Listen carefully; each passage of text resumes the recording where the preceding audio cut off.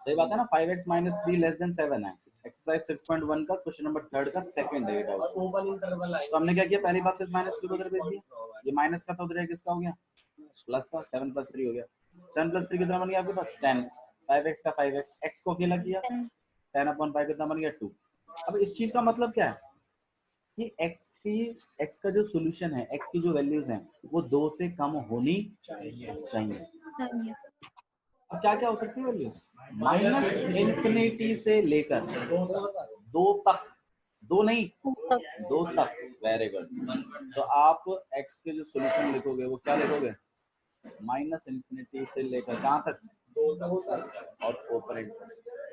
अगर यहाँ equal to होता तो हम यहाँ क्लोज ब्रैकेट या कैपिटल ब्रैकेट लगा देंगे, क्लोज्ड इंटरवल होगा। मेरी बात समझ में आ रही है? वहाँ पे ओपन लगाते भैया, ठीक है। इस केस के लिए यहाँ ओपन इंटरवल है। और बताइए भाई, और डाउट बताइए। एक्सरसाइज 6.1 का क्वेश्चन नंबर 20। सबसे पहले तो यहाँ पे एलसीएम ले लेते हैं। यहाँ पे कितना आ जाएगा 15, यहाँ पे 3 और यहाँ पे सॉरी 5 और यहाँ पे 5x माइनस 2 और यहाँ पे -3 7x माइनस 3।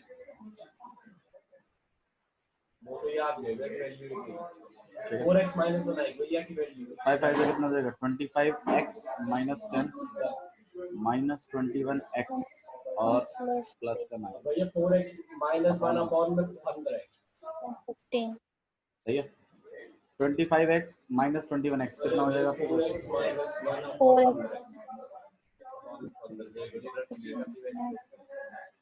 15 ऊपर चले जाएगा भैया, की साइड 2 की साइड चले जाएगा, ठीक है। क्रॉस मल्टीप्लाई देखो ये देखो, सुनो मेरी बात सुनो। ये ना क्या कहते हैं उसको, ये इक्वल टू नहीं है जो आप इसको वहां और इसको यहाँ भेज दोगे। मैं बता रहा हूँ आपको, ये इक्वल टू नहीं है, ये greater than sign, greater than equal to sign. तो आप क्या करिए, बोथ साइड 30 से मल्टीप्लाई करिए। किससे मल्टीप्लाई करिए 30 से। 30 से क्यों कर रहे हैं, क्योंकि हमें डिनोमिनेटर हटवाने हैं। आएगा, चलो ठीक है आप कर लो, इधर 15 से कर दो, उधर 2। एग्जाम्पल में भी ऐसे ही हो, क्या ऐसे भेज सकते हैं? ठीक है चलो, उन्होंने कर रखा है तो कर सकते हैं। हालांकि वैसे मल्टीप्लाई करके करवाया ना, तो मल्टीप्लाई करके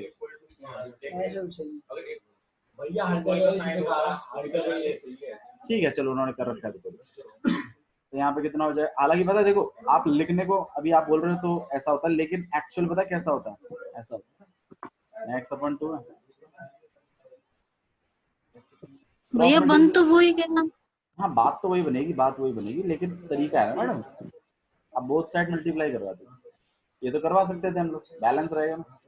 तो 2 से काटोगे कितना आएगा 15, 15 से इसको काटोगे कितना आएगा 2। बात वही है, लेकिन तरीका ये है। अगर आपके टीचर अलाउ करते हैं तो कोई दिक्कत नहीं, ठीक है। हाँ भाई, 2 से आपने मल्टीप्लाई कर दिया, यहाँ कितना हो जाएगा आपके पास 8x और माइनस यहाँ पे कितना आ जाएगा आपको 15x। इसको इधर कर लें, कितना आएगा 15x माइनस कितना हो जाएगा आपके पास, ठीक है। x को अकेला कर रहे -2 x के सॉल्यूशन बताने हैं क्या? हाँ जी, linear equality and show the graph of the solution of the number line. -1 और 0 बीच में -1 और 0 बीच में और बाकी बीच में डाल कर ऐड कर देंगे बाहर। हाँ कर दो। देखिए सबसे पहली बात तो आप नंबर लाइन बना लीजिए, बन यहाँ पे अपना 0 बना लो, यहाँ -1 -2 -3 ठीक है। ये मुझे एक बात बताओ, ये -2/7 आएगा कहाँ? -1 और 0 के बीच। आपको पता है ये बात की नहीं पता? पता है ना, समझ में आती है नहीं बात? ठीक है, तो आप क्या कर लीजिए, यहाँ पर एक पॉइंट ले लो, कोई दिक्कत नहीं। ये वेरीफाई कैसे करें, जैसे -1 और 0 बीच में आएगा। बस देखो नॉर्मली देखो, चलो हाँ वो भी हो जाता है। प्लस देखो एक चीज और समझो, मान लीजिए आपके पास 17/3 लिखा हुआ है, ये कहाँ आएगा बताओ? ये किन नंबरों के बीच में आएगा? कैसे पता चला? आपने इसको मिक्स्ड फ्रैक्शन में लिखा है। 5 आपने इसको क्या किया? मिक्स्ड फ्रैक्शन में लिखा है। 5 3 15 और 2। तो ये चीज लिखने के बाद आपको इससे जज हो जाता है कि ये तो 5 हो गया और ये 2/3 हो गया, तो 5 के बाद है और 6 से क्या लिखना है। मतलब ये नंबर जब आप इसको डिवाइड करोगे ना तो 5 पॉइंट समथिंग कुछ आएगा, और वो समथिंग तो ये 2/3 से डिनोट होता है, और ये 5 के लिए ये 5 नंबर है। मिक्स फ्रैक्शन से पता चल जाता है। अब जैसे मान लीजिए -2/7 है, माइनस को छोड़ो, माइनस को बाद में देख लेंगे। 2/7 को आप मिक्स फ्रैक्शन में लिख पाओगे? लिख लोगे? 7 into 0 0 + 2 ठीक है ना? तो ये नंबर से पता चल रहा है कि ये नंबर 0 से 1, लेकिन अगर बाहर माइनस है तो मतलब ये 0 और -1 के बीच में, ठीक है? तो आप इसके बीच में पॉइंट लगाइए -2/7 और इसको लेते हुए लेफ्ट साइड चल रहा है। अच्छा सॉरी, लेफ्ट साइड नहीं, राइट साइड। हाँ, राइट साइड चल रहा है। कहाँ चलना है? क्योंकि उसने बोला है ग्रेटर देन होना चाहिए, तो आप राइट साइड।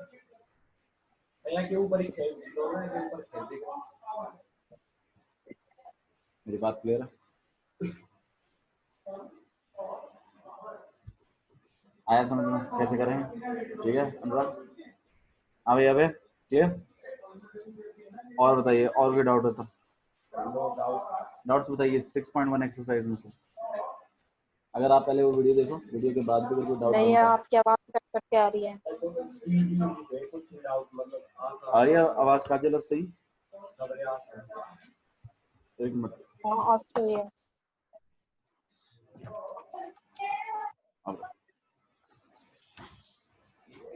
हाँ भाई, कोई डाउट नहीं है? 6.2 एक्सरसाइज निकाल लीजिए, कोई डाउट है तो बताइए। 6.2 तो मेरे ख्याल से कोई डाउट वाली एक्सरसाइज है ही नहीं ना। 6.3 में कोई डाउट बनता है? ठीक है, तो आपका काम है कि क्वेश्चन नंबर 25 एक्सरसाइज 6.1 क्या चीज लिखा हुआ है? Longest side of triangle is 3 times the shortest side. एक ट्राइंगल की जो लॉन्गेस्ट साइड है वो शॉर्टेस्ट साइड के 3 गुना है। तो एक ऐसा ट्राइंगल बना लेते हैं। शॉर्टेस्ट साइड के 3 गुना है सबसे बड़ी वाली साइड। सबसे बड़ी वाली साइड नीचे वाली है। शॉर्टेस्ट साइड को अगर मैं x मानता हूँ तो लॉन्गेस्ट साइड कितनी हो जाएगी? 3x। तो ठीक है,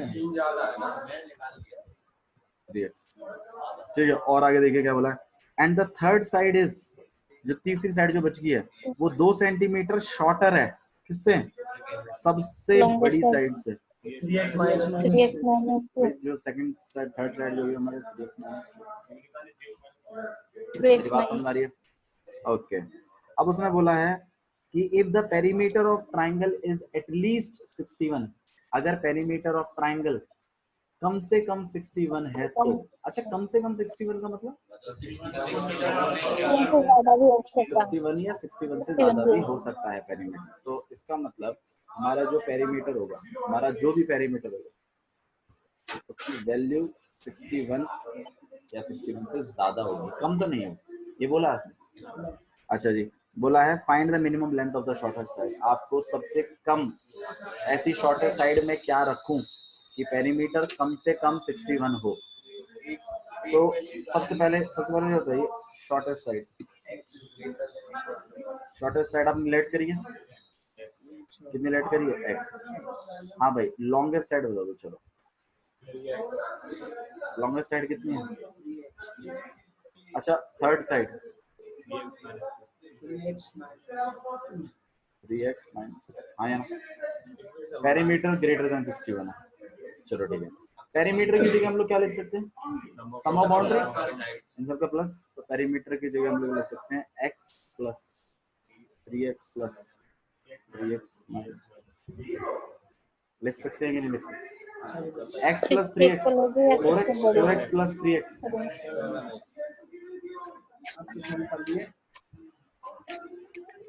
-2 उधर भेज रहे हैं।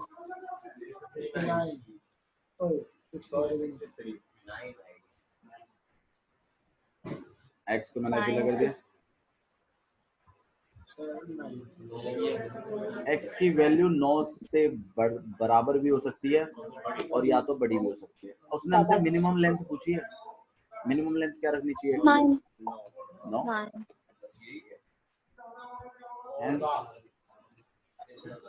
hence the minimum length and the minimum length of the side, length of the side equal to 9 cm। आया समझ में क्वेश्चन? ठीक है, और बताइए भाई और कौन से डाउट? तो सबसे पहले हम लोग जो है परम्यूटेशन के बारे में बात करें। परम्यूटेशन से पहले आप एक काम करो, परम्यूटेशन से पहले कॉम्बिनेशन के बारे में बात करें। पहले हम किसके बारे में बात करेंगे? और फिर माइट भी शायद आप खुद ही पता लगा लें कि कॉम्बिनेशन परम्यूटेशन क्या होगा। देखो, परम्यूटेशन कॉम्बिनेशन दो चीज है। परम्यूटेशन को हम P से डिनोट करेंगे और कॉम्बिनेशन को हम लोग C से डिनोट करेंगे। ठीक है, ओके। कॉम्बिनेशन, ठीक है, थोड़ा सा फोकस करते हैं। कॉम्बिनेशन का मतलब है कि चीजों का सिलेक्शन। कॉम्बिनेशन का मतलब क्या होता है? सिलेक्शन। सिलेक्शन, कॉम्बिनेशन का मतलब क्या होता है? सिलेक्शन करना किसी चीज का। फॉर एग्जांपल, जैसे मान लीजिए 11 प्लेयर्स हैं और मुझे कोई 2 प्लेयर चूज करने हैं। मान लीजिए जैसे आपके पास देखो क्या है, जैसे आपके पास 4 डब्बे, फर्स्ट डब्बा, सेकंड डब्बा, थर्ड, यहाँ पे फोर्थ। मेरे पास दो जगह है इनको रखने के लिए, मतलब मैं 2 ही डब्बे रख सकता हूँ। बताना कैसे कैसे सिलेक्ट कर सकते हो आप उसको। ऐसा हो सकता है कि इसको इधर रख दूं और दूसरे में इसे रख दूं, और क्या कर सकता हूँ मैं? इसको भी रख सकता हूँ। मतलब आइए हम कॉम्बिनेशंस बनाते हैं, क्या क्या कॉम्बिनेशन पॉसिबल है। फर्स्ट के साथ सेकंड पॉसिबल है, फर्स्ट के साथ थर्ड पॉसिबल है, फर्स्ट के साथ फोर्थ पॉसिबल है। हाँ जी, सेकंड के साथ फर्स्ट मत बोलो यार, फर्स्ट सेकंड तो हो गया ना, फर्स्ट सेकंड तो हो गया। सेकंड फर्स्ट, फर्स्ट सेकंड, बात तो एक ही है। 2 डब्बे सिलेक्ट हो रहे हैं। हाँ जी, सेकंड के साथ थर्ड, सेकंड के साथ सेकंड के साथ सेकंड तो हो गया। थर्ड के साथ बताओ, चलो थर्ड के साथ सेकंड तो इसमें आ चुका है। थर्ड के साथ क्या है आपके पास? और इसके अलावा और कुछ? So this is the combination. Combination का मतलब होता है चीजों को सिलेक्ट करना। चीजों को क्या करना? सिलेक्ट करना। फॉर एग्जाम्पल, मतलब आपके पास कितनी भी चीजें हो, अगर आपको बोलो हाँ भाई दो चीजें सिलेक्ट करनी है, कितने तरीके से कर सकते हो? तो that is called combination, that is what we called combination. अच्छा, कितने तरीके से हो गया वैसे? कितने तरीके से हो गया ये? 6 तरीके से। आया समझ में? किसी को डाउट है इसमें तो बताइए। पक्का? ठीक है। कॉम्बिनेशन का फॉर्मूला होता है एक आपके पास NCR। NCR, C stands for, इसमें N भी कुछ मतलब होता है और R का भी कुछ मतलब होता है। N का मतलब है total number of elements, total number of elements. कितने एलिमेंट्स प्रोवाइडेड हैं? कितने एलिमेंट्स हैं? 4 है ना, तो उसको आप ऊपर लिखोगे। और R वैकेंसीज, कितनी जगह खाली पड़ी है? 2। तो आपको अगर इनका, मैं अगर आपसे बोलूँ हाँ भाई ये 4 चीजें दो करके सिलेक्ट करनी है, कितने तरीके से करी जा सकती हैं, तो आप इसका आंसर बताओगे 4C। क्या बताओगे इसको? 4C। अब इसको सॉल्व कैसे करते हैं वो ध्यान रखिए। NCR को सॉल्व करने के लिए फॉर्मूला है N फैक्टोरियल अपॉन में n माइनस r फैक्टोरियल और इनटू में r का फैक्टोरियल। बता दूंगा, वो सब बता दूंगा, अभी फिलहाल के इतना ध्यान रखिए कि ऐसा कोई फॉर्मूला है। नॉर्मली टीचर्स परमुटेशन से शुरू करते हैं, मैंने कॉम्बिनेशन से शुरू किया है। It's going to be difficult thing, ठीक है, and I need your full focus on this. तो एनसीआर का फॉर्मूला होता है n फैक्टोरियल अपॉन में n माइनस r का फैक्टोरियल और इनटू में r का फैक्टोरियल। अब ये फैक्टोरियल क्या है, आइए फैक्टोरियल पे बात करते हैं। फैक्टोरियल सिखाता हूं पहले आपको, यहाँ तक समझ में आया आप लोगों को? कॉम्बिनेशन थोड़ा थोड़ा समझ में आया। कॉम्बिनेशन का मतलब होता है सिलेक्शन, आप कितने तरीके से चीजों को क्या कर सकते हो, सिलेक्ट कर सकते हो, ठीक है, उसको कहते हैं हम लोग कॉम्बिनेशन, ठीक है, ओके। फैक्टोरियल चीज के बारे में सुनिए, फैक्टोरियल क्या होता है?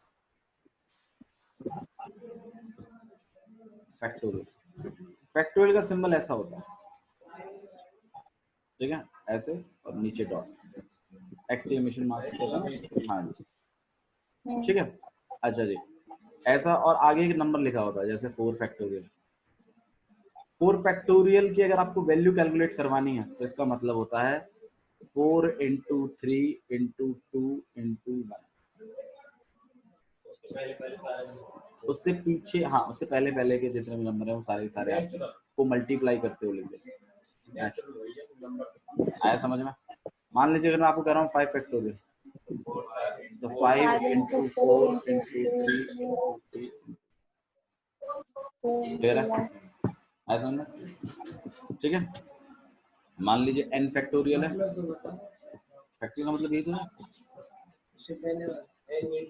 मल्टी, ये it is a kind of value जो कि आपको उससे पीछे पीछे प्रीवियस जितने भी नंबर्स हैं उनका मल्टीप्लिकेशन को हम फैक्टोरियल है, ठीक है। जैसे n फैक्टोरियल है आपके पास, तो n फैक्टोरियल को आप कैसे लिखोगे, n इंटू में n माइनस 1 इंटू में n माइनस 2 मेरी इंटू बात समझ में आ n रही है ना? माइनस 3। ऐसे करते करते करते कहाँ तक बनता, कहाँ तक मन तक।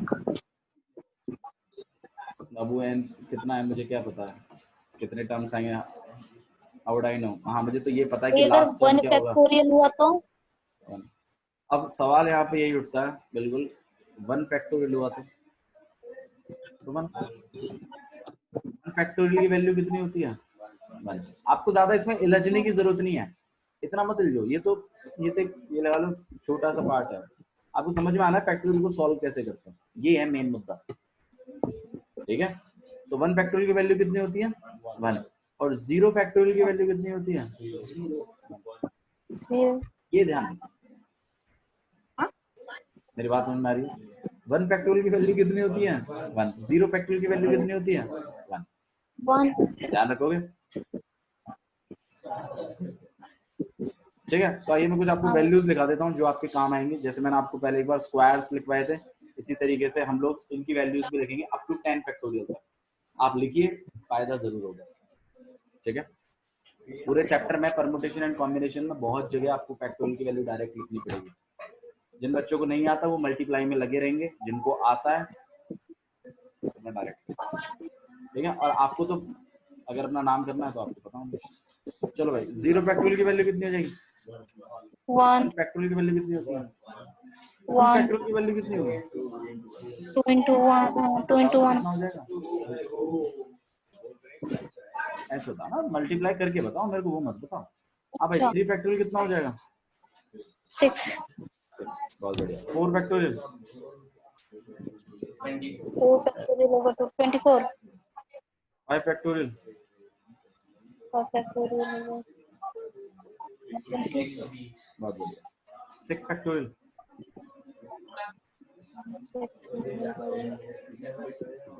720 भाई मल्टीप्लाई कर दिया करो, 720 7 फैक्टोरियल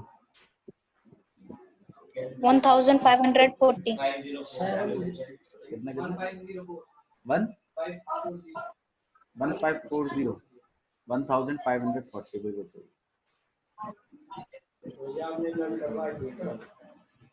ठीक है। हाँ जी, 8 फैक्टोरियल बताओ, 12 3 बिल्कुल सही। 9 फैक्टोरियल,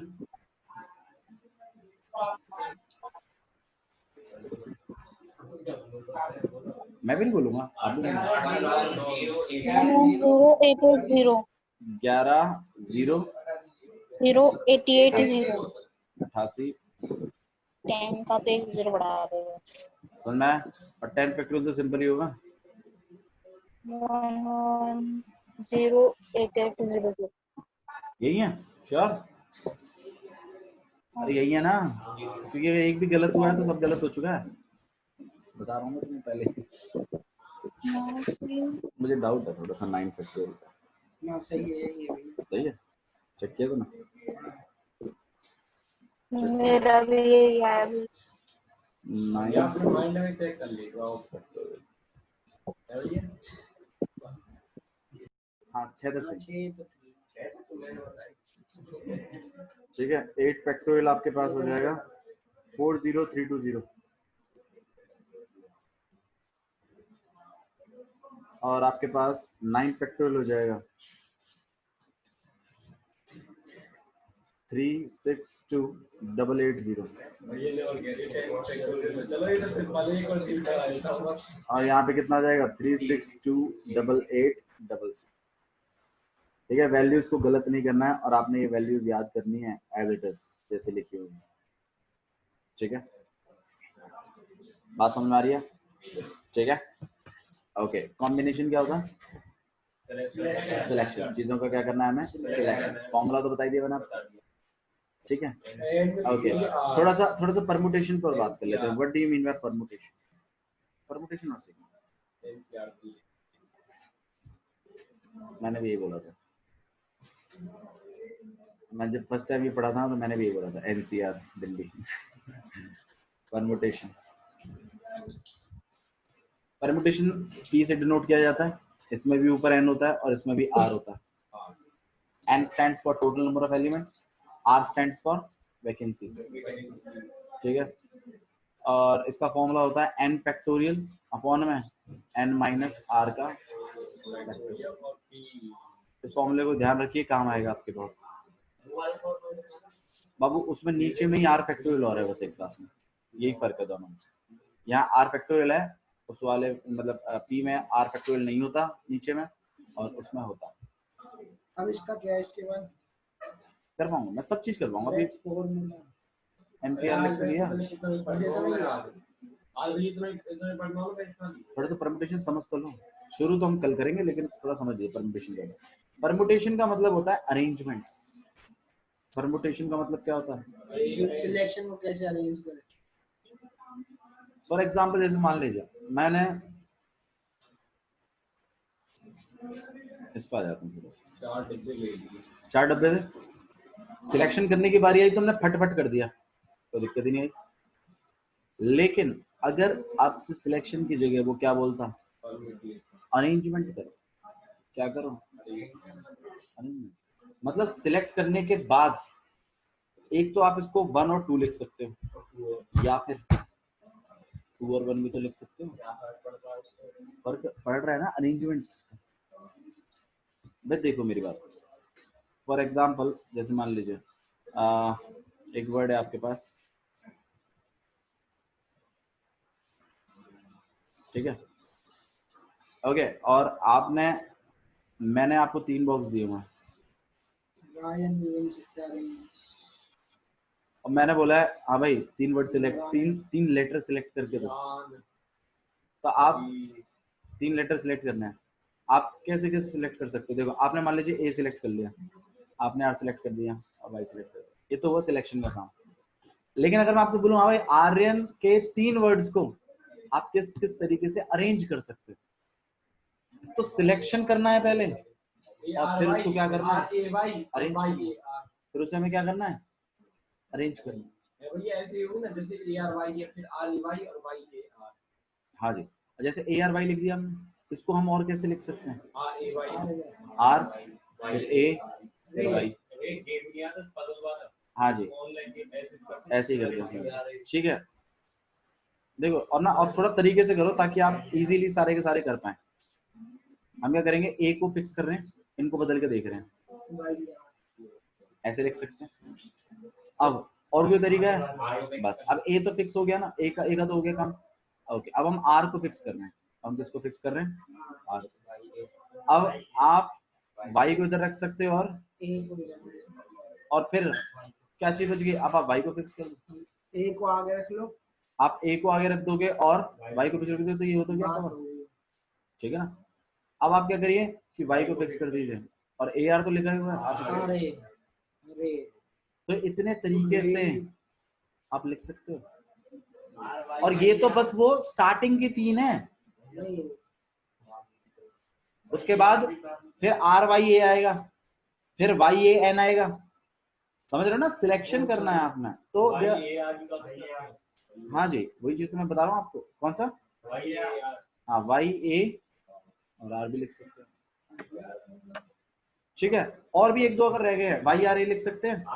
वाई आर ए तो हो गया कवर, वाई ए आर हो गया, और वाई बीच में नहीं गया ना, लेकिन अभी नहीं, वाई एक बार के बीच में गया, 2 बार बीच में जाएगा वाई। तो यहाँ पे आर लिखिए, यहाँ पे वाई लिखिए, यहाँ पे ए लिखिए, ठीक है। एक बार ए हो गया, वाई हो गया, आर हो गया, सही है। इतने तरीके से हम लिख सकते हैं, ठीक है। समझ में आ रहा? ठीक है, अच्छा जी। अब मेन यहाँ पर दिक्कत ये हो रही है कि यार ये हम ऐसे हम लोग कितने तरीके से लिख पाए? ऐसे आप इसमें से कितने अल्फाबेट्स ले सकते हो? 3 लेने हैं आपने, लेकिन कभी आप ए आर वाई लोगे, कभी ए आर एन लोगे, कभी वाई ए एन लोगे, कभी एन ए आर लोगे, कभी एन वाई एन, मतलब कितने सारे अरेंजमेंट्स पॉसिबल हो सकते हैं। अब उन सबको निकालने का तरीका है आपके पास परम्यूटेशन। बात समझ आ रही है? लगा के देख लो। उसका अलग जब हम इसके बारे में पढ़ेंगे ना, तो हम इस फॉर्मूले को भी अप्लाई करेंगे दोनों वजह। अभी फिलहाल मैं आपको एक ऐसा क्वेश्चन करा रहा हूँ जो आपको इजी लगेगा। जैसे मान लीजिए आर ए वी आई है और 4 ही वैकेंसी हैं, कितने तरीके से अरेंज करके लिख सकते हैं इसमें? R A V I, A V I R, मतलब बहुत सारे हो जाएंगे। लेकिन अगर मैं फॉर्मूले से निकालना चाहूं तो कैसे निकालेंगे? आइए देख लेते हैं। फॉर्मूला क्या कहता है? 4P, 4 ऑप्शंस हैं, 4 ही हैं, वैकेंसी हैं, तो 4P4 सही है। मेरी बात समझ में आ रही है? अच्छा जी, सॉल्व करें इसको। अच्छा, NPR क्या कहता था? n फैक्टोरियल अपॉन में n माइनस आर, हाँ या ना? लिखो 4 फैक्टोरियल अपॉन में 4 माइनस 4 का 4 फैक्टोरियल कितना होता भाई? अब जिन बच्चों को नहीं आता वो तो हिसाब किताब करने में लगे रहेंगे, इसलिए मैंने आपको कहा कि वैल्यूज याद रखनी, ठीक है। जिनको आता है वो डायरेक्ट यहाँ वैल्यू लिख सकते हैं। 20 0 फैक्टोरियल कितना होता है? तो आप रवि वर्ड को कितने तरीके से अरेंज कर सकते हो? 24 तरीके से अरेंज किया जा सकता है, ठीक है। हाँ जी, 24 तरीके से मेरा नाम लिखा, सही कह रहा है। मान लो अगर इसकी जगह ये ना होता, अब मान लो 4 तो है लेकिन आपने 3 सिलेक्ट करने हैं और उनको अरेंज करना है, फिर कोई से भी 3 सिलेक्ट हो सकते हैं, 6 क्यों आएंगे? पागल, वो तो एक उसके थे, ठीक है। तो हम क्या करेंगे यहाँ पर 4, 4 तो ऑप्शन है, 4 तो एलिमेंट्स हैं, और P और नीचे कितना है? 3। समझ में आया? तो फिर ठीक है, तो इसको हम कैसे करेंगे? हाँ जी, 4 फैक्टोरियल, ये बात तो सुन, 4 माइनस 3 का 4 फैक्टोरियल अपॉन में, और कितना आएगा पास? 24। मेरी बात समझ में आ रही है कैसे कर रहे हैं? बाकी हम लोग इस पर और डिबेट अगले लेक्चर में करेंगे, ठीक है। ठीक है, that's all for today, thank you.